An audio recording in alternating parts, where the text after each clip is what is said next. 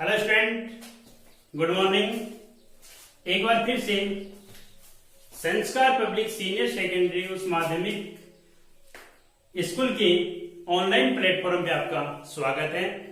देखिए स्टूडेंट, हम लोग लास्ट क्लास में चर्चा कर रहे थे जो अपना चैप्टर सेकंड स्टार्ट है Gauss law and it's applications, और लास्ट वीडियो में हम लोगों ने स्टडी किया था और वो था गाउस लॉ के बारे में। तो गाउस लॉ के बारे में हम लोगों ने अध्ययन किया था। आज हम चर्चा करते हैं इसके एप्लीकेशंस के बारे में, और सबसे पहला एप्लीकेशन अपने पास electric field intensity due to infinite line charge from Gauss law, यानी गाउस लॉ के अकॉर्डिंग अपन इनफाइनाइट लाइन चार्ज है उस पर अपन किसकी वैल्यू कैलकुलेट करेंगे, इलेक्ट्रिक फील्ड इंटेंसिटी की वैल्यू कैलकुलेट करेंगे। ठीक है, तो फर्स्टली देखिए कि कोई भी वायर अपने पास है जिस पर चार्ज कितना है,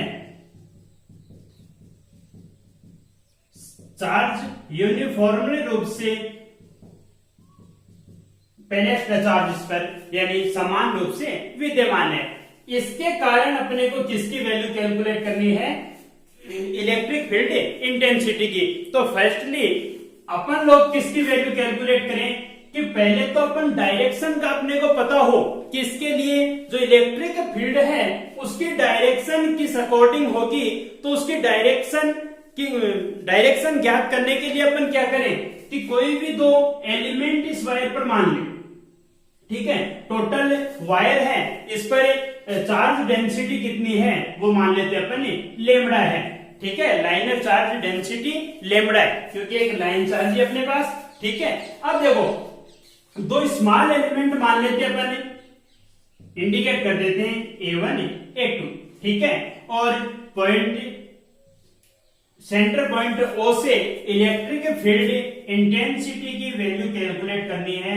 कंसीडर कर लेते हैं कोई पॉइंट P है, उस P पर अपने को इलेक्ट्रिक फील्ड इंटेंसिटी की वैल्यू कैलकुलेट करनी है। ठीक है, तो देखिए दो एलिमेंट जो अपन ने माने हैं, प्रत्येक एलिमेंट की वजह से इस एलिमेंट की वजह से इलेक्ट्रिक फील्ड की डायरेक्शन कौन सी हो जाएगी, ये बनेगी। मान लेते हैं कितना है A1 है तो कितनी हो जाएगी DE1। ठीक है, दूसरा स्मॉल एलिमेंट अपने पास A2 के कारण बिंदु P पर इलेक्ट्रिक फील्ड की डायरेक्शन कौन सी होगी, DE2। और आपको पता है आपने फर्स्ट चैप्टर में स्टडी किया था इस बात को कि एक पॉइंट पर इलेक्ट्रिक फील्ड की दो डायरेक्शन नहीं हो सकती। आपने इलेक्ट्रिक फोर्स लाइन है उनके बारे में आपने पढ़ा था कि एक पॉइंट पर दो इलेक्ट्रिक फोर्स लाइन है वो आपस में कट नहीं कर सकती। क्यों? क्योंकि दो डायरेक्शन एक बिंदु पर इलेक्ट्रिक फील्ड की संभव नहीं है, तो अपने पास भी दो ही डायरेक्शन आ रही है। तो दो डायरेक्शन जब अपने पास आ रही हैं, ये मान लेते हैं एंगल कितना है, थीटा एंगल इसके साथ में बन रहा है। अब दो डायरेक्शन अपने पास है तो सबसे पहले तो एक डायरेक्शन में इंडिकेट करेगी, एक डायरेक्शन अपने को मिल जाए। एक डायरेक्शन बनाने के लिए क्या करें, इसे कंपोनेंट में क्या करें, डिवाइड करें। अब आपको पता है कि जैसे मान लो पहले इसकी बात करें तो इसके लिए कंपोनेंट इस अकॉर्डिंग होंगे, ये थीटा है तो ये थीटा और ये भी थीटा एंगल लिए। इसके लिए कंपोनेंट कौन से हो जाएंगे, एक तो ये बनेगा और एक ये बन जाएगा, ये बिंदु P अपने पास। ठीक है, अब कंपोनेंट देखिए किस अकॉर्डिंग अपन डिवाइड करते हैं, जिसके साथ में जिस एक्सिस के साथ में एंगल बना है वो कंपोनेंट तो कौन सा कहलाता है, हॉरिजॉन्टल कंपोनेंट कहलाता है।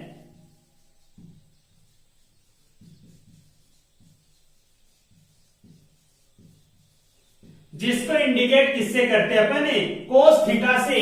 ठीक है, और जिसके साथ एंगल नहीं बन रहा वो कौन सा कहलाता है, वर्टिकल कंपोनेंट कहलाता है।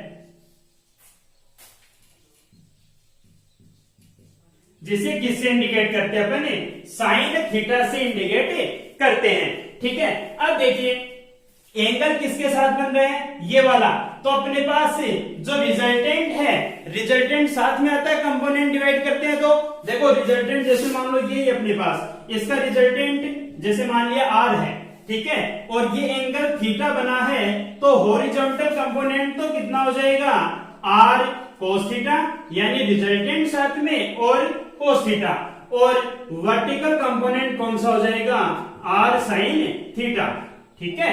तो इसके लिए देखिए वर्टिकल कंपोनेंट तो कितना हो जाएगा, DE2 साइन थीटा, और हॉरिजॉन्टल कंपोनेंट कितना हो जाएगा, DE2 कोस थीटा, ठीक है। इसके लिए भी देखो थीटा ये बना है, तो हॉरिजॉन्टल कंपोनेंट तो कितना हो जाएगा, DE1 कोस थीटा, और ये कौन सा हो जाएगा, वर्टिकल कंपोनेंट है वो DE1 साइन थीटा, ठीक है। बात समझ में आई? ये अपन ने किस में डिवाइड कर दिया, इसको कंपोनेंट में डिवाइड कर दिया। अब देखिए आपको पता है कि चार्ज इंटेंसिटी है, एक पॉइंट चार्ज की वजह से चार्ज इंटेंसिटी है, उसकी वैल्यू कितनी होती है, KQ/R², ये वैल्यू होती है। अब यहां से एक पॉइंट चार्ज ये माना अपन ने, एक पॉइंट चार्ज ये माना है, ठीक है। टोटल चार्ज है वो डेंसिटी तो कितनी है, लैम्डा है, लेकिन जो अपन ने स्मॉल एलिमेंट माने हैं, उन स्मॉल एलिमेंट्स की वैल्यू, उनकी वजह से इलेक्ट्रिक फील्ड इंटेंसिटी है वो कितनी होती है, KQ/R²। तो इस चार्ज की वजह से भी कितनी होगी, KQ/R², इसकी वजह से भी KQ/R², यानी दोनों की चार्ज इंटेंसिटी बराबर है और कंपोनेंट है वो भी सेम है, लेकिन आपस में डायरेक्शन दोनों की क्या है, अब विपरीत एक दूसरे के, तो ये तो दोनों एक दूसरे को क्या कर देंगे, कैंसिल आउट कर देंगे, ठीक है। बाकी जो वैल्यू है वो केवल ये दोनों देखो सेम डायरेक्शन में है, हॉरिजॉन्टल कंपोनेंट है वो सेम डायरेक्शन में होने की वजह से इलेक्ट्रिक फील्ड इंटेंसिटी की डायरेक्शन है वो क्या बनेगी, परपेंडिकुलर ऑफ सरफेस, यानी लाइन परपेंडिकुलर ऑफ लाइन की, इस लाइन के परपेंडिकुलर अपने को प्राप्त होगी, ठीक है। बात समझ में? ये तो थी इलेक्ट्रिक फील्ड की डायरेक्शन, ठीक है। अपने को वैल्यू तो कैलकुलेट करनी है, वो इलेक्ट्रिक फील्ड की करनी है, डायरेक्शन अपने को पता लग गया कि वायर के क्या होगी, परपेंडिकुलर होगी, ठीक है। तो देखिए अब अपन बात करते हैं कि इलेक्ट्रिक फील्ड इंटेंसिटी कितनी होगी। उसके लिए आपको पता है स्टूडेंट्स कि इलेक्ट्रिक फील्ड इंटेंसिटी, और वो भी किसके अकॉर्डिंग, गाउस लॉ के अकॉर्डिंग अपन करते हैं, तो कितना हो जाएगा, देखो पहली बात तो अपने को क्या करना है कि एक क्लोज सरफेस की कल्पना करनी है, ठीक है, कंसीडर ए क्लोज सरफेस, और इसके लिए अपन मान लेते हैं कि क्लोज सरफेस है वो कैसा है, एक सिलेंडर है,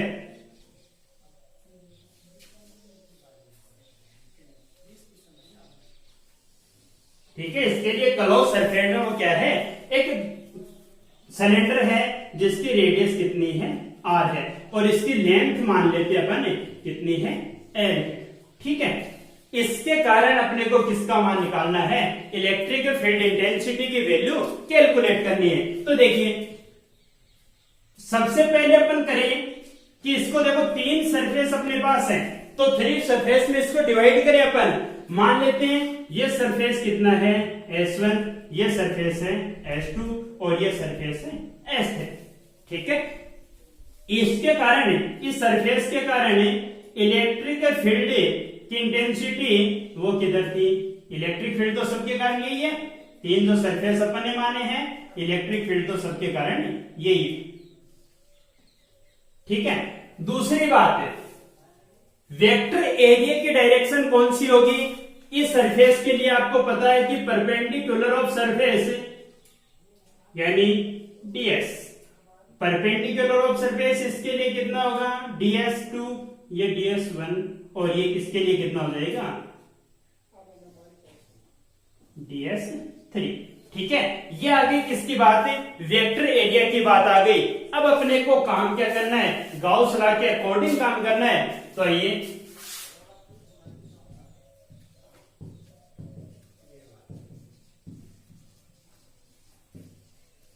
अकॉर्डिंग टू गाउस लॉ कितना था, फाई इक्वल से summation Q upon epsilon not, Gauss law यही था, summation Q upon epsilon not. दूसरी बात फाई क्या इलेक्ट्रिक फ्लक्स है, और इलेक्ट्रिक फ्लक्स को अपन लोगों ने लिखा था ई ds cos थीटा या ई da cos थीटा, ठीक है ना।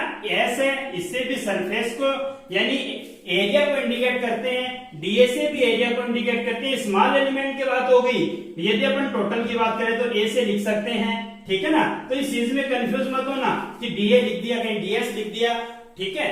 तो देखो E ds cos theta equal to समेशन q अपॉन एप्सिलॉन नॉट। अब अपने पास सरफेस कितनी है, 3 सरफेस है, तो 3 पार्टों में इसे डिवाइड करते हैं।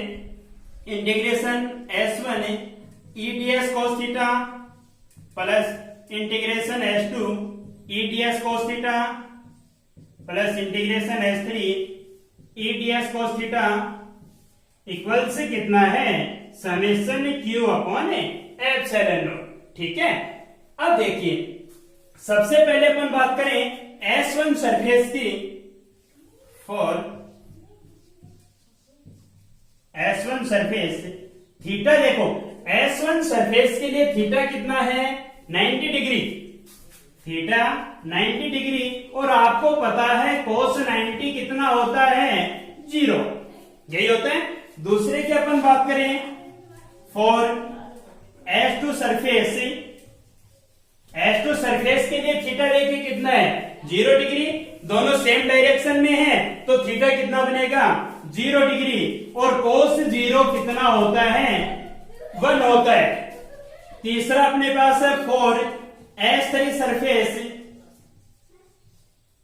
थीटा, S3 सरफेस के लिए देखिए थीटा कितना है 90 डिग्री, और cos 90 कितना होता है 0, ठीक है।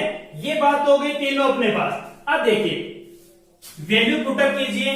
सबसे पहले तो S1 सरफेस की यानी इंटीग्रेशन S1 ई ds cos 90 plus integration S2 ई ds cos, तो इधर लिख देते हैं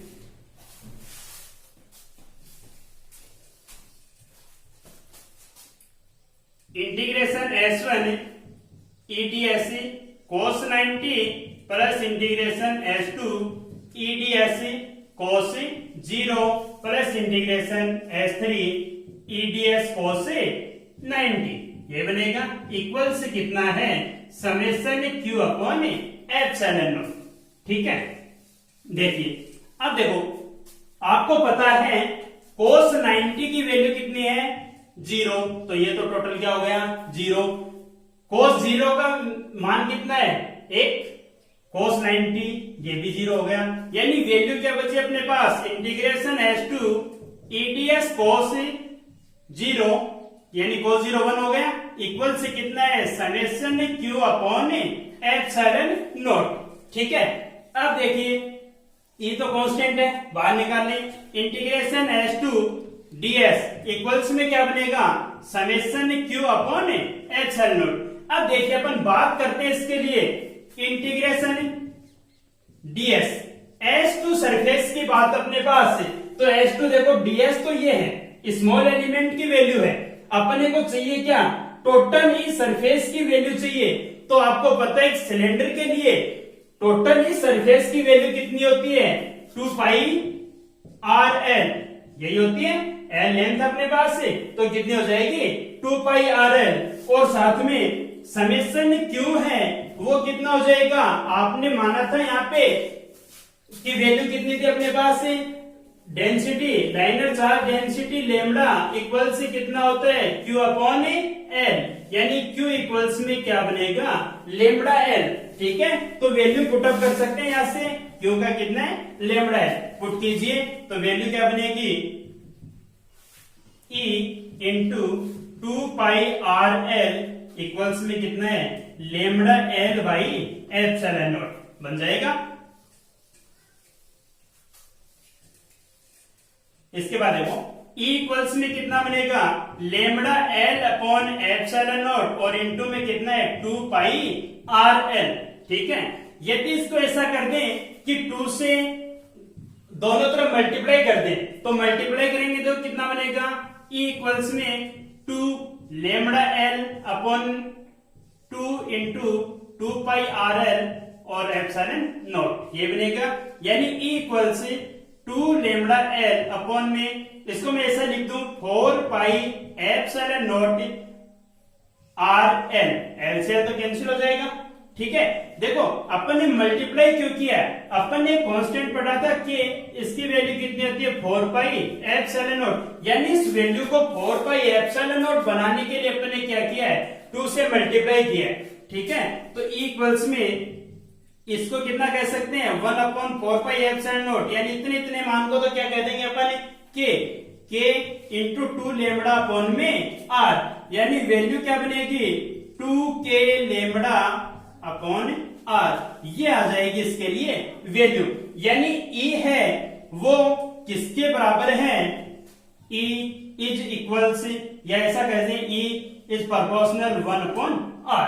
ठीक है, यानी जो डिस्टेंस थी अपने पास, जो पॉइंट P अपन ने लिया था, उस पॉइंट के डिस्टेंस से उसके क्या है परपेंडिकुलर 1 अपॉन R के परपेंडिकुलर है, सॉरी प्रोपोर्शनल है 1 अपॉन R के। ठीक है, अब देखिए यदि आपसे ऐसा पूछ ले कि वेक्टर फॉर्म में क्या होगी, तो वेक्टर फॉर्म में क्या हो जाएगी इसके लिए E vector.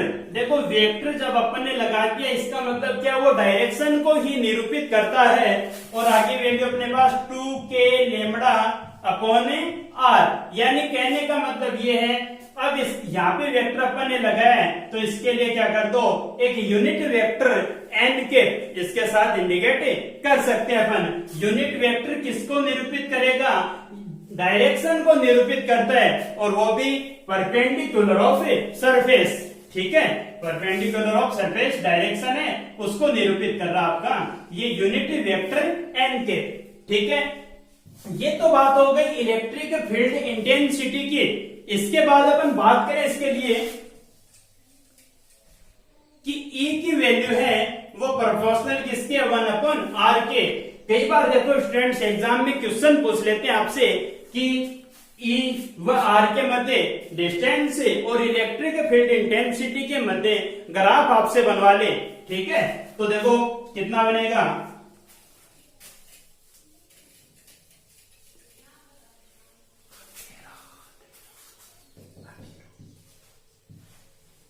Graph between E and R।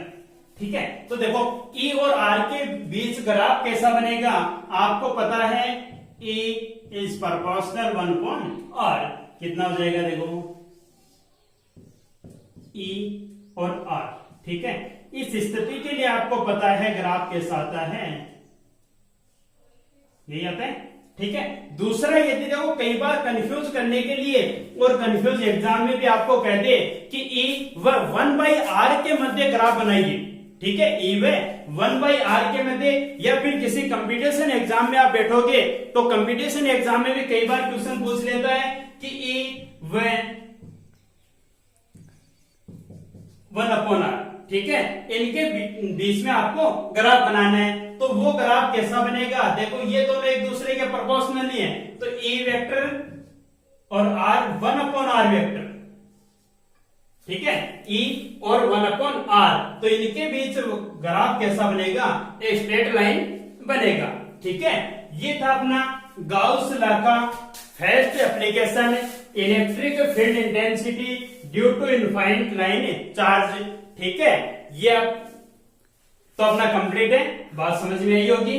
बाकी अपन नेक्स्ट एप्लीकेशन है, ठीक है, पर वीडियो में अपन ज्यादा नहीं एक एक एप्लीकेशन की बात कर पाएंगे, क्योंकि ज्यादा लेंथ होने से आपके भी कंफ्यूजन होगा, तो एक एक एप्लीकेशन अपन करते चले। ठीक है, तो आज के लिए इतना बहुत है, थैंक यू।